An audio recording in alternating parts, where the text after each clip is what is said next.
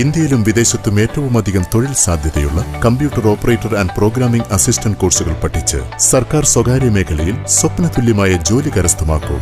Micro group of institutions, Pandalam. Micro, the sign of success. 13-കാരിക്ക് നേരെ ലൈംഗികാതിക്രമം കാട്ടിയ കേസിൽ 58-കാരനെ തണ്ണിത്തോട് പോലീസ് അറസ്റ്റ് ചെയ്തു. തേക്കുതോട് കരിമാൻതോട് പുതുവിള പുത്തൻ വീട്ടിൽ AJ രാജുവാണ് പിടിയിലായത്. ജൂൺ 24 രാവിലെ 8:45 കരിമാൻതോട് ജംഗ്ഷനിലെ ട്യൂഷൻ സെന്ററിൽ വെച്ച ബാഗ് എടുത്ത ശേഷം സമീപത്ത് പ്രതി നടത്തുന്ന കടയുടെ സമീപം നിന്ന് കുട്ടിയെ കയറിയിരിക്കാൻ പറയുകയും കടയുടെ വാതിൽപ്പടിയിലിരുന്ന കുട്ടിയുടെ ദേഹത്ത് കയറിപ്പിടിച്ച് ലൈംഗികാതിക്രമം കാട്ടുകയുമായിരുന്നു. കടയിൽ ഈ സമയം ആരുമില്ലായിരുന്നു.